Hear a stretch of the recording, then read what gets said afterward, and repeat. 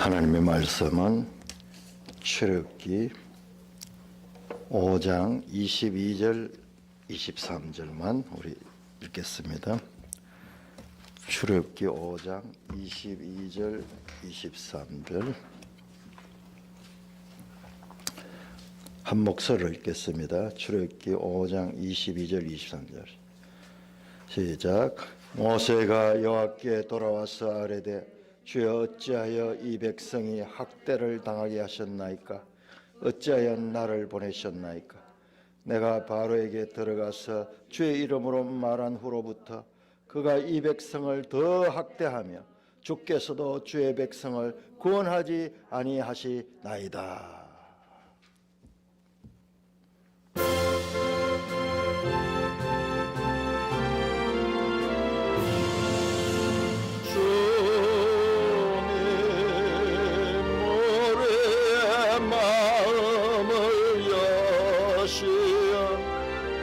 말씀을 깨닫게 하옵소서.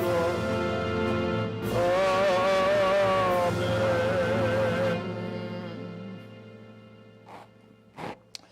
우리가 읽었던 오늘 본문은 하나님께서 모세에게 명령하시고 하라는 대로 모세가 여러 어려운 과정을 겪으면서 마침내 모세가 순종했습니다. 그래서 바로께 나가 아론과 함께 하나님의 말씀을 전했습니다. 그런데 그 결과는 바로로부터 엄청난 진노를 사게 되고 그 결과 이스라엘 백성들은 중노동을 더욱더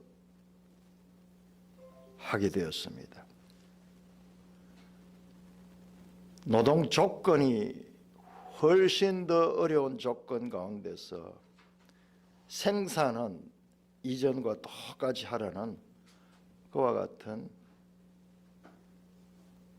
결과가 생겨났습니다.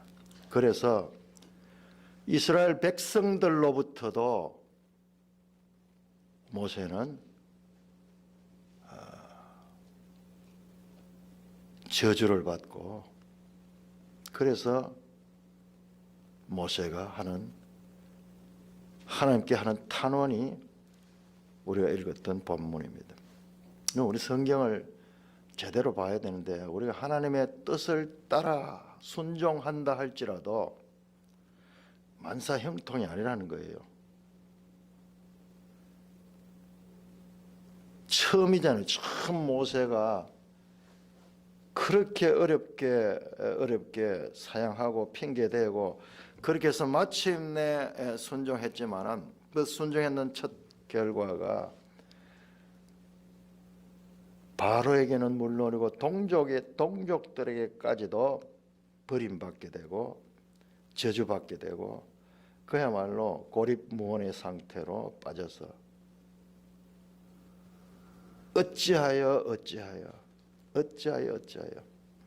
우리 시편에도 어찌하여가 그렇게 많이 나오잖아요. 어찌하여 우리가 이해할 수 없는 일들이 하나님의 일 가운데는 많이 있다는 거예요. 우리의 이성으로 이해되지 않을 때 우리는 어찌하여 왜 이런 일이 우리는 사람과의 관계가 아니라 하나님과의 관계에 살고 있기 때문에 우리의 생각으로는 도저히 이해되지 않는 일들이 일어나게 됩니다. 바로로부터도 하나님께로부터도 뿐만 아니라 이스라엘 백성이로부터 온통 말씀에 순종을 하고 하나님 뜻을 따라 했는데 결과는 완전히 비참한 그와 같은 상태로 빠진 모세의 상태. 우리 이런 본문들을 좀 깊이 묵상하는 하나님이 누구신가? 그리고 하나님께서 그 백성을 통하여 일하시는 방법이 어떠하신가? 도저히 우리가 이해 안 되잖아요. 왜 저 나중에 가면은 이스라엘 백성들이 그렇게 나라를 형성했다 바벨론에 의해서 멸망하게 되는가? 그게 무슨 하나님이고 그게 무슨 구원인가? 우리가 이해되는 그런 일들로 가득 차 있는데, 그래서 성경이 주어져 있는 거예요. 그러니까 우리가 성경적 사고를 해야 되는 거예요. 우리가 성경을 읽으면서 성경적 사고를 안 하는 거예요. 그러니까 우리도 이 살다가 이런 어려움을 당하거나 이런 일을 당하게 되면은 마치 우리가 버림받은 것처럼, 하나님께로부터 버림받은 것처럼 그렇게 생각하는데, 아니요, 하나님은 원래 그렇게 일하셨어요. 아브라함과 이삭과 야곱의 하나님, 모세와 이스라엘 민족의 하나님은 늘 그렇게 일해 오셨다니까요. 근데 우리가 성경을 읽으면서도 우리 생각을 가지고, 우리의 관점을 가지고, 우리의 입장에서만 성경을 읽기 때문에 이런 본문들이 너무 낯설게 여겨지고, 실제로 우리가 이런 상황을 만나게 됐을 적에 절망하게 되는 것이 바로 우리가 성경을 제대로 보지 않아서, 하나님은 아브라함을 불러가지고 약속을 따라 불러낸 그 아브라함 같은 만사 형통돼야 될 건데 아니에요. 그렇게 믿음으로 순종한 아브라함에게 닥치는 것은 기근을 만납니다. 먹을 것이 없어요. 아니, 이렇게 굶어 죽을 것 같으면 차라리 불러내지나 말지, 왜 이렇게 불러내가지고 그렇게 해서 이와 같은 상황을 주는가? 그렇게 또 약속에 이 선택했다 그러면 자녀나 잘 놓을 수 있더라지. 보통 사람들 정도라도 돼야지. 오히려 보통 사람보다 더 못한 부인은 불임의 여인이에요. 왜 이런 일들이 있는가? 그러고 보니까 성경은 전부 그런 이야기예요. 자, 우리가 성경을 통해서 계시된, 성경에 계시된 하나님을 제대로 알아야 돼요. 아브라함과 이삭과 야곱의 하나님, 우리가 이 하나님을 너무 모르고 성경을 가지고 있으면서도 그 하나님을 너무나 낯설게 알고 있는 거예요. 지금 유튜브 같은 데 보면은 목사님들, 유명한 목사님들 많이 나와가지고 여기저기서 성경 해석도 하고, 정말 우리도 그렇게 참여하고 있지만은 정말 그야말로 말씀의 홍수 시대를 살고 있어요. 그런데 그 가운데는 하나님 말씀이 아니라 독과 같은 것들이 얼마나 많은지 몰라요. 그것도 유명한 사람들, TV의 단골 손님들, 인기 강사들, 조회수가 수십만 회 되는 그런 사람들 가운데서도 정말 하나님 말씀과 너무나 다른 것들이 가르쳐지고 있습니다. 자, 오늘 우리 이 수요일 날은 좀 깊이 있는 공부를 하겠습니다. 자, 매일 성경 115쪽, 114쪽, 114쪽 출애굽기 어떻게 묵상할 것인가. 자, 이 부분은 여러분들이 개인적으로 읽을 시간이 잘 없고, 읽어도 무슨 말인지 잘 모르고, 이런 부분을 읽으려고 하면 고도의 집중을 해야 돼요. 설렁설렁하면서 이거 읽어지지 않아요. 저도 이런 부분을 읽을 때는 집중해서 읽습니다. 이거 읽고 나면은 피곤할 정도로 에너지가 소모가 됩니다. 이 글 썼는 분은 김경렬 교수라고 기신대학원 대학교 구약학 교수네요. 참 이 학자들, 신학자들 공부하는 거 보면요, 정말 참 힘들게 공부합니다.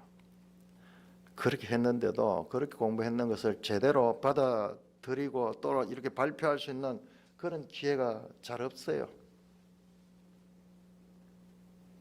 적어도 40대 중반은 돼야지 이제 공부를 다 끝내고 돌아오는데 참 그분들 보면은 참 소위 세상적 가치로 치면 투자했는 거에 비해 가지고 그 누가 이 계산을 했는데 그 유학 갔다가 제대로 학위를 따가 들어오면요 돈이 몇 억이 들어요, 몇 억이.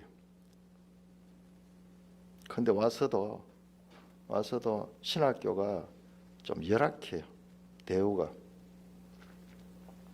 자, 우리가 이렇게 깊이 이 출애굽기만 전문으로 해서 학위를 따고 이런 분들이에요. 그래서 우리가 읽는 거하고는 다른 차원의 그런 관점에 우리가 스스로 읽어서는 도저히 알 수 없는 그런 것들, 우리가 무슨 운동을 하기나 뭐 이랬을 때 제대로 전문가로부터 도움을 받는 거하고 그냥 자기 스타일로만 하는 거하고 차원이 다르잖아요. 자기 스타일로만 하는 사람은 나중에는 자세 고치는데 더 힘이 들어. 차라리 안 하는 게 낫을 정도로. 그런데 우리는 성경은 그렇게 귀한 하나님 말씀이라 그러면서 성경은 뭐 전부 지각각이라. 자, 그 114쪽에 보면 창세기와의 관계 이런 부분도 아주 중요한 부분이고,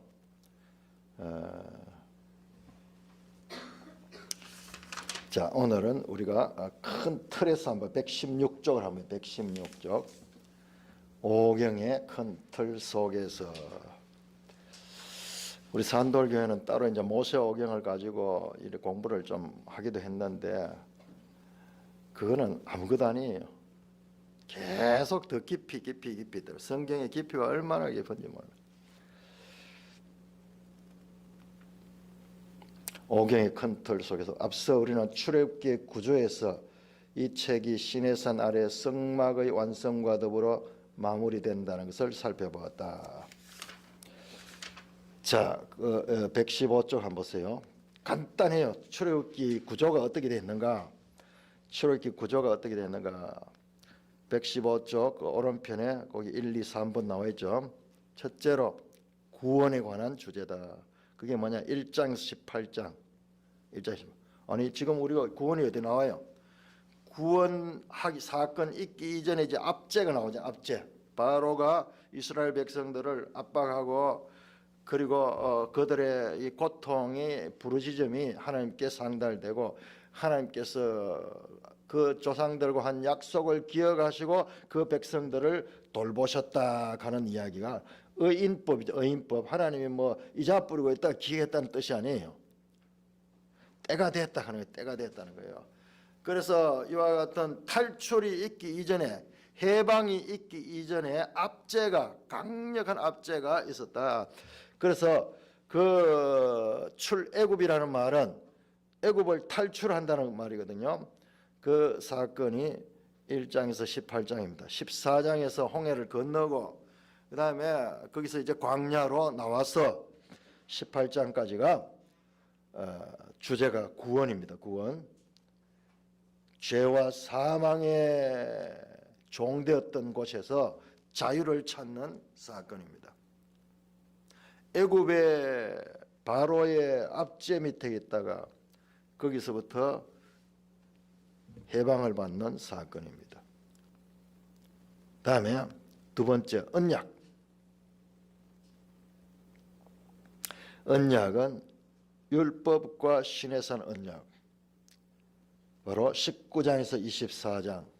출애굽기 19장은 너무 중요하죠. 시내산에 도착해서 그 시내산에서 언약을 받습니다. 이게 언제인지 아십니까? 이게 오순절이 오순절. 사도행전의 성령 강림과 구약의 시내산 율법을 받는 그 같은 절기예요. 같은 절기예요.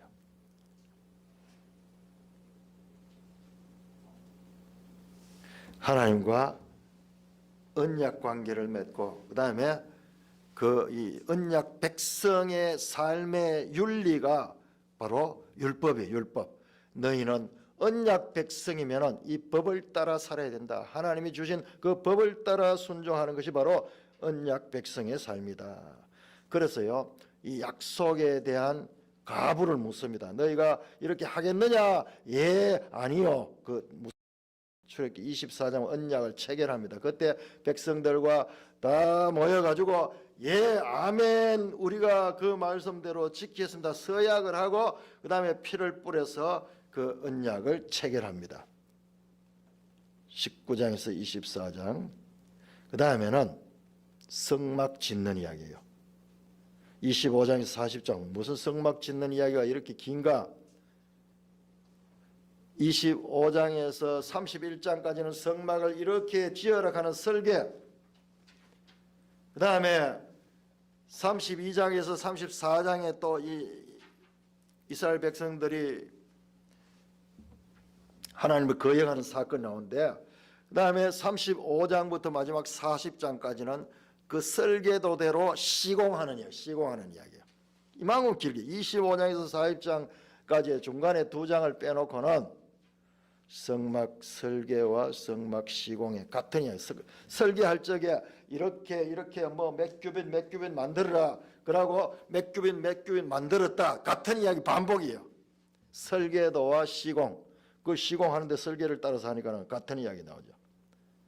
지리한 성막 이야기 나옵니다. 지리한 성막. 자, 이게 출애굽기예요. 출애굽기 40장까지의 내용을 압축하면은 이렇게 세 개의 주제로 정리가 됩니다. 그 많은 사람들은 제목을 보고 출애굽기 가는 거, 애굽 탈출하는 것이 목적이에요. 아니에요. 그 제목은 이 책 전체 내용 가운데 한 부분에 지나지 않아요. 그러니까 제목에 얽매이지 마라. 처음에는 제목이 필요해요. 아무 그 제목이 이름이 없으면은 우리가 감이 안 잡히잖아요. 그래 이름이 필요하지만 이제 거기에만 이름에만 창세기를 들어가서 세상을 창조하는 이야기다 아니잖아요. 그 이야기는 한 부분이잖아요. 부분. 출애굽기 내용이 사실은 언약과 임재가 훨씬 양이 더 많고 더 중요한 그와 같은 것입니다. 그러니까 출애굽하는 목적이 뭔가?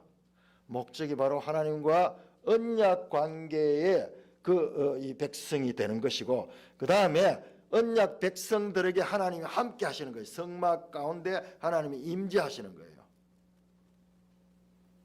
이게 신약에 성령이 우리 가운데 내주하시고 성령을 따라 살아가는 이 신약의 새 언약의 가르침과 동일한 거예요. 동일한 거 사실은. 이것은 눈에 보이는 거고 신약은 보이지 않는 거지. 그 원리가 똑같아요. 원리가. 그래서 아까 말씀드렸듯이 한번 그렇게 생각해 보세요. 시내산 언약을 통해서 율법을 받을 때가 언제냐? 오순절 성령이 강림할 때. 구약에서는 하나님의 율법을 주신 그때예요. 그때.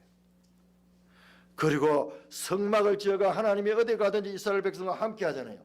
성령이 우리 가운데 내주하시고 우리가 어디 가든지 함께 하시는 성령의 내주하심 동일한 거예요. 구약의 그림과 신약의 실제가, 구약의 모형이 바로 신약에서 실제가 이루어지는 거예요.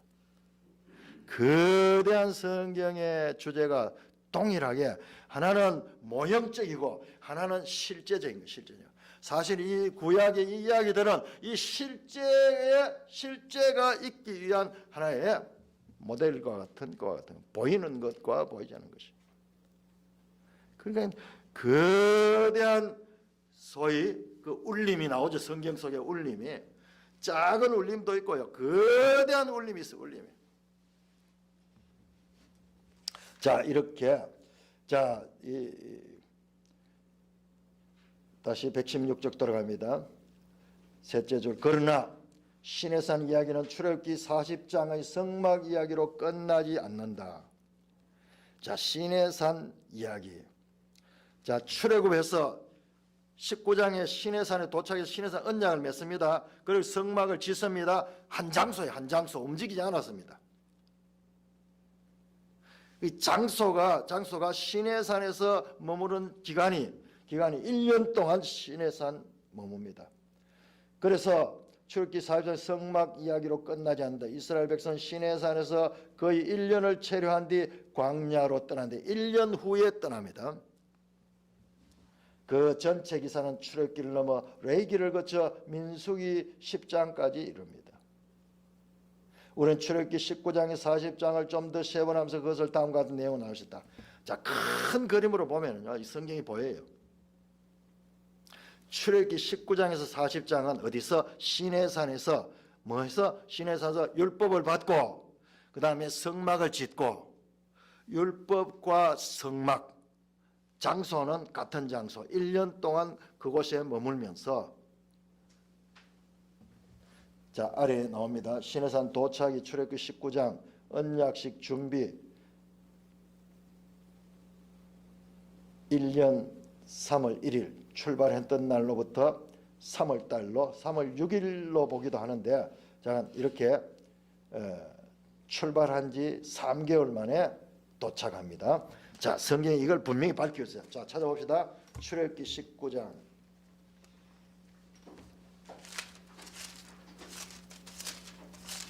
우리가 스토리를 통해 가지고 성경을 읽습니다. 부분도 보고 그 다음에 여러 가지 보지만은 지금 이거는요, 전체 크게 해서 딱 보는 거, 딱 그냥 성경에서 이거를 우리에게 보여주고 있는 거예요. 자, 출애굽기 19장 1절 시작. 이스라엘 자손이 애굽 땅을 떠난 지 3개월이 되던 날 그들이 시내 광야에 이르니라. 3개월. 그 다음에 율법 반포, 출애굽기 20장에 십계명을 받죠. 십계명.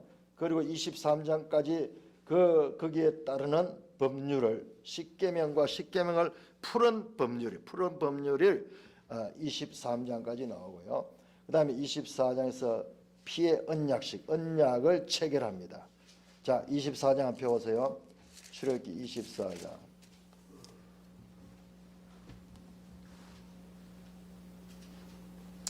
24장 8절 같이 읽습니다. 시작. 모세가 그 피를 가지고 백성에게 뿌리며 이르되 이는 여호와께서 이 모든 말씀에 대하여 너희와 세우신 언약의 피니라. 그러면서 피를 뿌려 가지고 언약 체결하는 그 장면이에요. 자, 그 다음에 출애굽기 25장부터 40장까지 성막을 건설합니다. 그리고 마침내 40장에 성막이 완공됩니다. 자, 40장, 출애굽기 40장.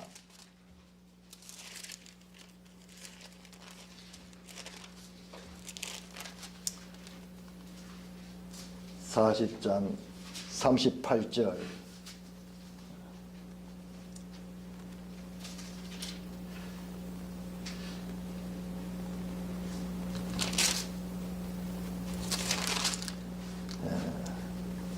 (34절) 같이 읽습니다. 시작. 구름이 회막에 덮이고 여호와의 영광이 성막에 충만하며. 이제 성막을 다 짓고 나니까는 그 가운데 여호와의 영광이 임하는 겁니다. 자, 다시 매일성에 오시면은, 자, 이렇게 매일성이 그렇게 했네요. 25장에서 40장까지는 성막의 도면과 건축, 도면이 설계도면, 25장에서 31장까지는 설계도면, 그 다음에 35장에서 40장까지는 실제 시공하는 거. 그리고 그 다음에 보세요. 그 다음에 레위기가 나오죠. 레위기. 자, 우리는 이렇게 지금 떨어진 책으로 이렇게 봤는데요. 레위기는 뭐냐? 생각해 보세요. 레위기는 성막이 있으면은 레위기가 있어야 돼요. 성막을 만들었으면은 그 성막에서 행하는 법을 기록한 것이 바로 레위기예요. 그 제사제도, 제사법이 나오잖아요. 성막 중심의 예배와 삶. 하나님과 언약을 맺은 백성은, 하나님과 함께 하는데, 성막은 하나님과 함께 한다는 뜻입니다. 그런데 하나님의 백성이 하나님과 함께 하면서 그 율법을 어겼을 때 어떻게 되느냐? 율법을 어겼을 때 그 율법을 어긴 자는 죽음을 당해야 돼요. 하나님의 백성에서 떨어져 나가야 돼요. 그런데 하나님은 그들을 용서해 주는 그 제도가 뭐냐? 제사예요. 제사는 법을 어긴 사람이 그 죄를 사함을 받을 수 있는 제도가 바로 제사입니다. 그냥 제사가 왜 있느냐? 그러니까 언약 관계에 있기 때문에 제사가 필요한 거예요. 그 속죄제, 무슨 제사 제도가 여러 가지 나오죠. 그러니까 레위기는 뭐냐? 시간이 아니고 법이에요, 법. 그러니까 공간적으로는 지금 어디냐? 시내산에서. 레위기는 전부 법으로 돼 있어, 법. 무슨 법? 성막에서 행해야 될 법, 또는 이스라엘 백성들이 살면서 지켜야 될 법, 그리고 그 법을 어겼을 경우에 어떻게 하냐? 바로 속죄하는, 죄를 속할 수 있는 그와 같은 제도를 가르쳐주는 것이 바로 하나님의 법입니다. 법. 그래서 성막에서 어떻게 제사를 드려야 되는가, 죄를 지었을 때는 어떻게 그 제사함을 받을 수 있는가. 그 레위기도 시내산에서 받은 것이에요. 시내산. 그게 법입니다. 자, 그 다음에 진영의 배치, 민수기로 들어갑니다. 자, 이렇게 출애굽기, 레위기 넘어가서 이제 민수기로 돼. 민수기 1장에서 10장 10절까지가 뭐냐? 그럼 민수기 한번 펴보세요. 민수기 1장. 제가 신학교 다니면서 정말 이런 것을 너무 몰라서요. 아무것도 몰라. 교회 평생 다니고 남보다 성경을 좀 많이 안다고 하고 열심히 한다고 했는데 이런 걸 아무것도 몰라. 민수기가 왜 있지? 민수기 이름이 보니까 백성이 수를 시하는 게인데 수를 왜 시할리지? 이런 거 연결이 안 되는 거예요. 그냥 따로따로 그냥 부분으로 보는 거예요. 자, 민수기가 뭐냐? 1장 1절. 1장 시작. 이스라엘 자손이 애굽 땅에서 나온 후 둘째 해 둘째 달 첫째 날에 여호와께서 시내 광야에서 모세에게 말씀하여 이르시되. 출애굽한 지 1년 지났을 때, 그래서 이제 2년째 들어가는 이 둘째 달 첫째 날에, 그래 출애굽한 지 13개월째. 그때 뭐냐 하면 쭉 이제 백성들 수를 시알리는 이야기를 합니다. 르벤 지파, 시몬 지파 쫙 해서 수 시알리는 이야기가 10장까지 나와요. 10장 한번 보세요. 10장.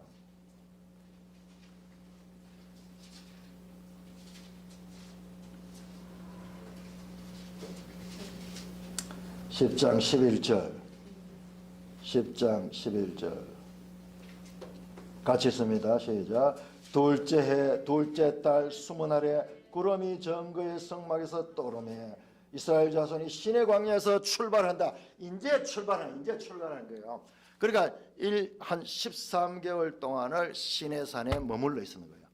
그 머물러 있으면서 성막을 짓고 십계명을 받고 하나님의 언약을 받고, 그 다음에 성막을 짓고, 그 다음에 거기서 제사법을 배우고, 그렇게 해서 이제 출발하는 게, 이제 비로소 시내산에서 출발하는 이야기가 민수기 10장 11절부터 나오는 거예요. 자, 그래서 성막 중심의 배치, 진영의 배치가 민수기 1장 1절에서 10장 10절까지 있고, 그 다음에 방금 쓰듯이 시내산을 출발하는 거예요. 그러니까 우리가 시내산 그러면 율법을 받고 성막을 짓고, 그 다음에 그 제사법 같은 거, 그 다음에 언약 백성의 법을 받고, 그 다음에 이제 출발하는데 진영을 이렇게 배치하고 인구 조사를 하고 그렇게 출발하는 이야기가, 그러니까 다 연결되어 있는 거예요. 성막이 있기 때문에 레위기 법이 필요했고, 레위기 법을 받은 백성들이 이제 하나님의 약속의 땅을 위하여 행진하는데 질서를 갖춰가지고 12지파별로 그렇게 딱 해서 수를 다시 알려가지고 그렇게 해가지고 그 다음에 목표를 땅을 향하여 나가는 이야기예요. 땅을 향하여.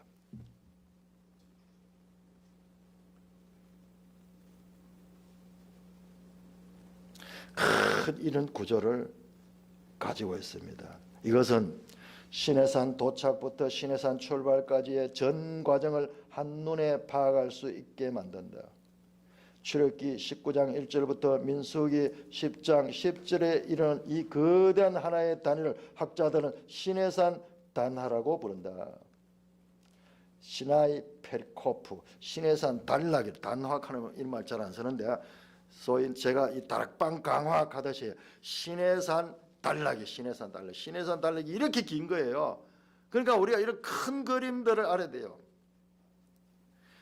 이게 안 보여요. 우리는 아무리 읽어도 우리는 안 보여요. 그러니까 자관 많이 읽어 놓으라 말이에요. 많이 읽어 놓으면은 읽은 사람들한테 그래도 이런 게 탁 정리해 주면요. 그러면 그때 뭔가 탁 와요.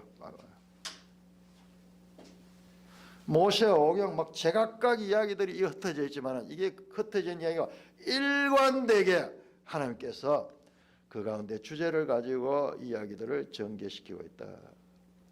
자, 시내산 단락은 출애굽기 19장에서 출애굽기 40장까지, 그 다음에 레위기 1장부터 레위기 27장까지입니까? 레위기 다 하고, 그 다음에 민수기 1장에서 민수기 10장까지 이 긴 단락이 전부 시내산에서 있었던 이야기다. 자, 아래 그림을 봅시다. 앞에 그림 보시면은 오경의 통합적 구조, 모세 오경이 어떻게 생겼는가. 시내산이 먼저 1차 광야 여행은 언제냐 그러면 출애굽 해가지고 시내산까지 가는데 여기에 석 달 걸려서 1차 광야 여행, 여기에서 만나 사건이 일어납니다. 그 다음에 그 다음에 전쟁이 일어나고 조직 개편하는 거. 조직 개편은 그 19장입니까? 18장에 그 이드로, 모세의 장인 이드로가 와가지고 네가 혼자서 이렇게 일하면 안 된다 그러면서 조직을 만드는 이야기 나오잖아요. 그게 1차 광야 시내산 도착했죠. 그 다음에 이제 시내산에서 출애굽기 19장에서 출애굽기 40장까지 율법을 받고 성막을 다 완공하고, 그 다음에 인구조사를 하고, 그 다음에 군대가 출발하는 그것이 바로 2차 광야예요. 2차 광야예요. 이때도 똑같이 만나 사건, 물 사건, 전쟁 사건, 조직 개편이 나옵니다. 그 다음에 마침내 요단강 건너서 가나안 땅에 들어가는 것이 여호수아서. 성경은 그냥 이것저것 막 써놨는 것 같지만은 아주 정교한 이와 같은 울림을 가지고 있어. 울림을. 1차 광야 여행은 석 달 동안 있는데 요 사건이요 2차 광야 여행 40년 광야 여행 그 전체를 여기 다 안에 마치 DNA처럼 품고 있어요. 석 달 동안의 그 광야 여행이 40년 광야 여행의 그 모든 내용들을 그 속에 품고 있습니다. 자, 그 앞에 보세요. 애굽에서 홍해 나와서 홍해를 건너왔죠. 자, 여기는 어떻게 요단강에 와서 가나안 땅으로 들어가는 이야기다. 두 개의 물을 건너는 사건이 놓여 있어요. 애굽에서 홍해를 도하고, 그 다음에 가나안 땅 가까이서 요단강을 건너서 가나안 땅으로 들어가는 물을 건너는 사건. 물을 건너는 사건이 있습니다. 이런 거 발견하면요 소름이 끼치는 거예요. 성경을 읽다 보면 소름이 많이 끼쳐야 돼요. 상상하지 못한 그런 구조가 정교한 그런 구조가 있어요. 자, 그 다음에 116쪽 오른편에 제일 밑에 다시 116쪽 좌측편 제일 밑에 시내산 단어는 적어도 출애굽기, 레위기, 민수기를 분책이 아닌 연속적으로 읽을 것을 요구한다. 이 책이 따로따로가 아니고 한 권이란 연속성을 가진 그와 같은 것으로 읽어야 된다. 우리가 이렇게 읽어버리면요 이 내용이 쉬운데요 우리가 이걸 이렇게 보지를 못하니까는 늘 조금 짧다 이러면 큰 그림을 못 보는 거예요. 그런데 우리가 누가복음을 공부했지만 누가복음과 사도행전도 똑같아요. 이 두 개를 연속으로 읽어버리면은 분책으로 읽는 것과는 전혀 다른 그런 통찰력이 생겨야 돼요. 비평학 자료설에 입각한 오경 읽기를 단호히 거부해야 하는 이유다. 이게 무슨 말이냐? 비평학 하는 게 뭐냐 하면 성경 비평학이 있어요.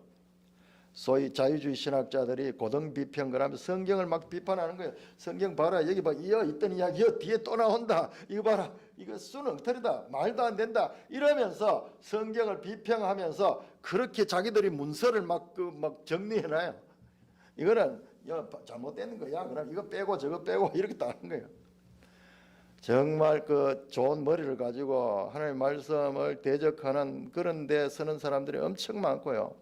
우리가 조금 눈을 뜨고 오늘날 이 주의를 들다 보면요, 정말 하나님의 말씀이 말씀 제대로 읽혀지고 제대로 가르쳐지는 경우를 찾기가요 정말 쉽지 않아요. 이런 비평학자들의 공부를 신학교에서 가르치는 거예요. 이런 걸 가르치는 거예요. 이게 성경도 모르는 사람한테 이거부터 먼저 배우는 거예요. 그래, 이 사람들은 신학교 나오죠 평생 성경을 믿지 않는 거예요. 어떻게 믿느냐? 그러면서도 설교할 때 전부 성경 가지고 그렇게 해요. 전부 자기들 마음대로 하는 거예요. 근본적으로 안 믿는데. 그래서 우리 성경은 거대한 영적 전쟁. 이 하나님의 말씀으로 믿는 자와 그렇지 않는 자들도 똑같이 성경 인용하고 설교하고, 김기석 목사라고 저 뭐 CTS인가 뭐 CBS인가 거기 아주 뭐 잘법 하는데 인기 강사라 하네요. 수십만 조회수 나오고, 감리교인가 어디 목사인데 뭐 많이 나오대. 알고 보면 이 사람이요 완전 종교 혼합주의자예요. 종교 혼합주의자. 자, 네 번째, 이러한 통합적 오경 읽기를 더욱 확대해서 우리는 출애굽기부터 신명기와 심지어 여호수아에 이르는 다음과 같은 거대한 통일된 구도를 발견할 수 있다. 그러니까 하나님의 말씀을 제대로 연구한 사람들 이걸 발견한 거예요. 그래서 점점 말씀의 깊이에 도달할 수 있는데, 처음부터 믿지 않는 자, 삐딱하게 믿는 자는요 모르는 거예요. 평생 연구를 해도 모르는 거예요. 출애굽 사건, 열장과 홍해도와 1차 광야행, 시내산 체류, 언약과 하나님의 임재. 자, 이때 하나님이 함께 하시죠. 함께 하시고 성막을 짓고, 그 다음에 여기에서 민수기에서 이 인구조사를 하고 출발할 때까지 시내산 체류가 요게 1년 한 달 정도 됩니다. 그 다음에 거기서 출발해서 민수기 10장 11절에서 신명기까지 2차 광야여행. 사실 신명기도 설교잖아요. 신명기도 설교고, 그러니까는 민수기가 광야여행이고 신명기는 이제 모압 평지 가나안을 눈앞에 두고 거기에서 지금까지 있었던 일들을 모세가 설교하는 내용이 신명기입니다. 그래서 가나안 입성, 요단 도하와 가나안 입성, 홍해 도하와 출애굽, 그 다음에 요단 도하와 가나안 입성, 이렇게 구조를 가지고 있다. 출애굽에서 요단 도하까지는 총 기간은 40년이다. 이 기간은 시내산을 중심으로 두 번의 광야 여행이 이루어진다. 1차 여행은 한 달 반의 짧은 여행이고, 2차 여행은 38년의 긴 여행이다. 1차 여행이 홍해 도하와 더불어 시작된 반면 2차 여행은 요단 도하와 더불어 마무리된다. 제가 이 부분도 조금 지금 의문가 있는데, 이게 1차 여행이 한 달 반이라 그랬잖아요, 그죠? 그런데 우리 출애굽기 19장에 보면은 석 달이라고 아까 읽었잖아요, 있잖아요. 여기 한 달 반이 맞아야 돼요.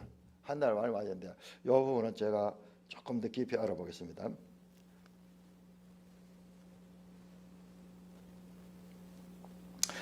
1차 여행이 홍해도하와 더불어 시작되면 2차 여행은 요단도와 더불어 마무리된다. 즉 홍해와 요단강은 광야 40년 여행의 시작과 끝 지점이다.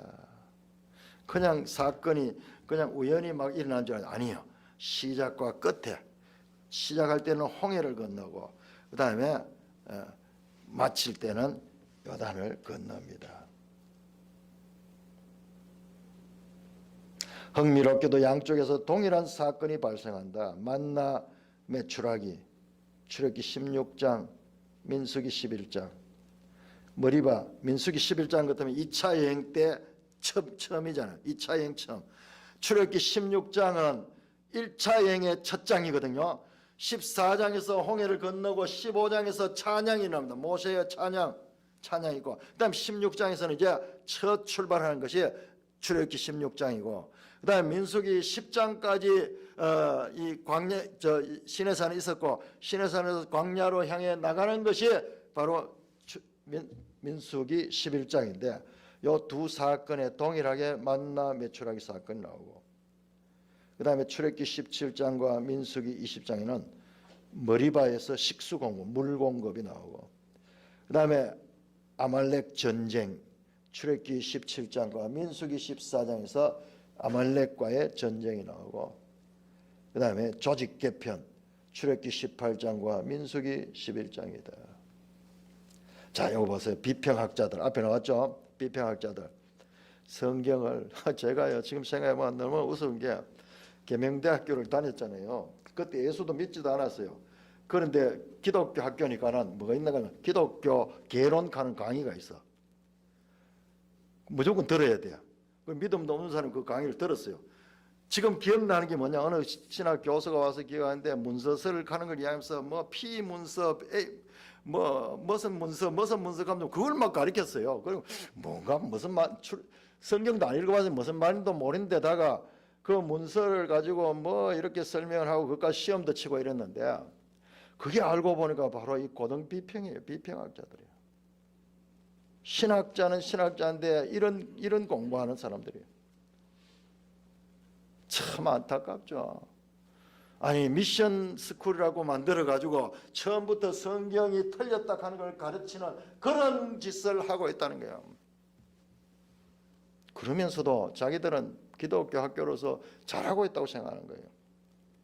이렇게 정말 중요한 부분에 가면은 중요한 부분이 너무나 혼미한 상태가 되어 있는 거예요. 자, 비평학자들은 이런 중복, 성경에 나온 중복, 우리가 이해하던 성경의 울림이 뭐냐? 동일한 사건에 대한 자료가 두 군데로 중복 배치되었기 때문이라고 설명한다. 그렇게 하는 거예요. 그러면 그런 중복이 왜 그렇게 많이 나오는데, 왜 그렇게 많이 나오는지, 모형과 실체 관계를 모르니까는 지금 이런 이야기예요. 즉, 이 사건들은 두 번 발생하지 않았기에 적어도 한 곳에서는 각색된 허구의 사건이 기록되었다고 보았다. 여러분, 이런 이야기들요, 우리들은 이제 교회에서 이런 이야기를 못 듣잖아요. 그런데 신학을 연구를 하면 전부 이런 이야기. 신학 책들의 한 80%가 이런 걸 가리키는 책들이에요. 그러나 1차와 2차 여행에서 나타난 사건은 별개의 독립적 사건들로 보아도 아무런 문제가 없다. 먼저 만나와 메추라기 때가 출현한 시기와 1차와 2차 여행 모두에서 실제 철새인 메추라기 때의 이동 시기와 정확하게 일치한다. 우리 개혁주의 신학자들은요, 이와 같은 자유주의 신학자들이 이게 언제 왔냐 그러면은 18세기, 19세기 유럽에서 이게 완전히 유행을 했어요. 그때 사람들이 이성이 깨어나고 그렇게 하면서 프랑스 혁명이 일어나고 이러면서 사람들이 계속 인간의 이성을 추구하고 과학이 발달하고 이러면서 성경을 이제 비판하기 시작했는 거예요. 그런데 정말 하나님의 백성들은요, 그런 비판을 듣고, 그 유명한 그 아브라함 카이퍼도 이 성경 비평학에 여기에 빠져 있던 사람이에요. 그때는 풍토 자체가 다 그랬는 게 다 그랬네요. 그런 가운데도 소수의 사람들은요, 아니야, 하나님의 말씀에는 더 깊은 의미가 있을 거야 그러면서 그런 공격을 당하면서도 연구를 더 깊이 해보니까요, 이게 과학적으로도 일치되는 거예요. 1차 여행은 제1년 1월 중순에서 2월에 진행되는데, 그 시기가 메추라기 때가 아프리카 쪽에서 지중해로 이동하는 시기다. 이때 메추라기 때는 지쳐서 시내 반도에 쑤시면서 내려앉는다. 이스라엘 백성에게 이 세 때가 평소보다 비교할 수 없을 정도로 엄청난 밀도로 나타난 점에서 이것은 초자연적 현상이었다. 시내산을 떠난 후에 민수기 11장에서 다시 메추라기 때가 출현하는데 이 시기도 그들에게는 2년 2월 20일에 출발했기 때문에 정확히 메추라기 때 이동 시기와 맞아떨어진다. 따라서 두 사건을 별개의 사건으로 보아도 아무런 문제가 없다. 식순환에 봉착해서 반석을 깨뜨려 물이 솟구친 사건과 그곳에 지명이 머리바인 것도 충분히 설명이 가능하다. 동일한 기적이 두 번 발생하는 것은 전혀 이상할 것이 없으며 다른 장소에 똑같은 지명을 붙이는 것도 아무런 문제가 되지 않는다. 예를 들어 명동과 효자동이라는 지명이 서울에만 있지 않고 춘천에도 있다. 그 외에 우리나라만 해도 같은 지명으로 불리는 장소가 얼마나 많은가. 조직 개편의 경우 출애굽기 17장이 군사적 조직의 개편인 반면 민수기 11장은 장로직을 제도한 행정적 조직 개편이라 서로 다르다. 아말렉과의 두 차례 전쟁도 전혀 성격이 다른 별개의 전쟁들이 되었다. 우리 1차 행의 경험들을 하나님의 섭리 가운데 발생된 특별한 경험들로 이해할 수 있다. 그것은 향후 38년간의 2차 행에서 경험할 사건들의 맛보기이자 축소판 혹은 예고편으로서의 경험이었다고 볼 수가 있다.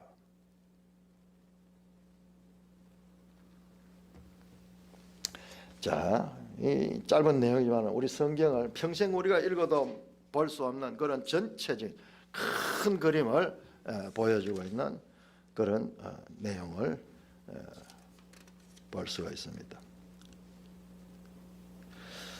자, 우리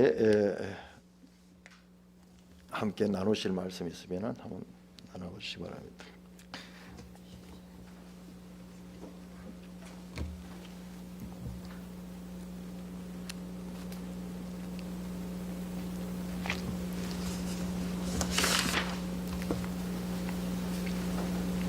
자, 그러면은 114쪽에 다시 한번 이 부분 한번 정리하고 114쪽 3번 창세기와의 관계, 창세기와의 관계. 창세기와 출애굽기는 연속성과 불연속성을 갖는다. 창세기는 요셉의 장래 이야기로 종결되면서 요셉의 죽음을 시대의 전환점으로 삼는 출애굽기로 연결되고 있다. 그러나 출애굽기에서 오랜 시간의 흐름과 더불어 역사적 무대가 전면적으로 바뀐다. 그래 창세기와 전혀 다른 불연속적인 상황이 펼쳐진다. 창세기는 저 가나안 땅에서 일어났고 그다음에 출애굽기는 이제 애굽 땅으로 장소가 바뀌었죠. 첫째 요셉과 그의 형제들 그리고 그 시대의 사람들은 모두 죽었고 야곱의 후손은 크게 번성하여 온 땅에 가득하게 되었다.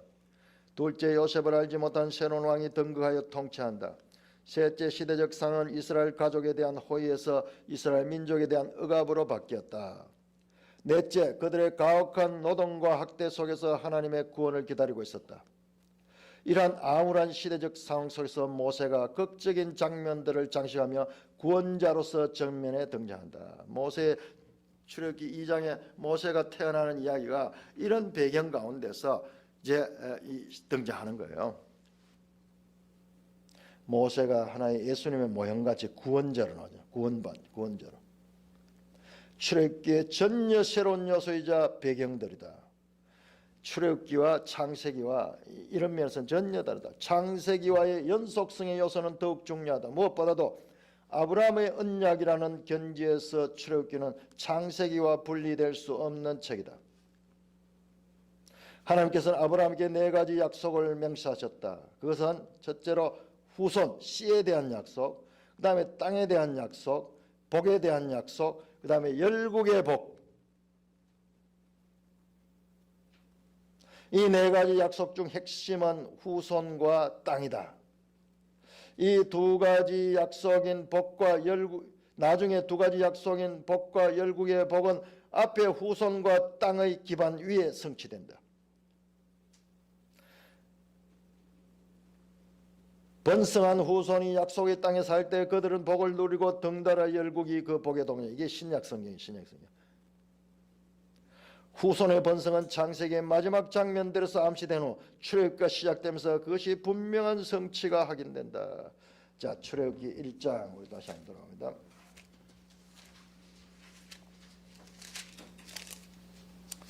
출애굽기 1장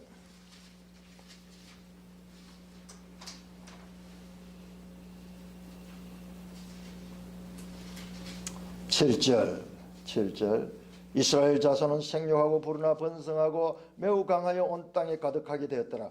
그냥 이 사건이 그 이야기 아니고 아브라함의 약속이 지금 성취되고 있다는 말씀으로 연결되는 거예요.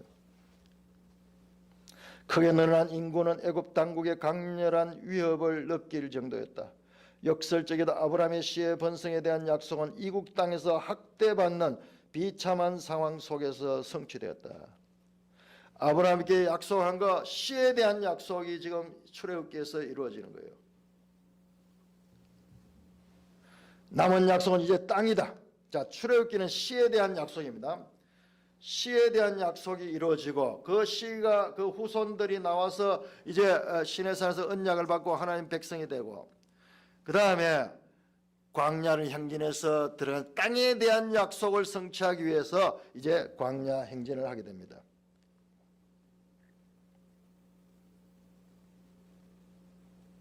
그 땅에 대한 약속이 출애굽기에서 본격적으로 성취되기 시작한다. 애굽의 탈출을 통한 해방, 구원과 더불어 이스라엘 백성은 그 약속의 땅 가나안을 향해 여행을 시작한다.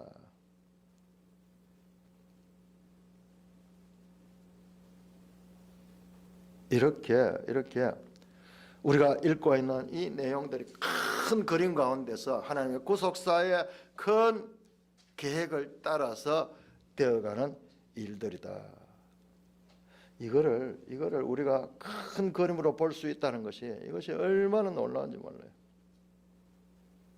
하나님이 계획하시고 경영하시는 것을 우리 이 부족한 인생들이 엿볼 수 있는 그런 관점을 가지게 되는 것이죠.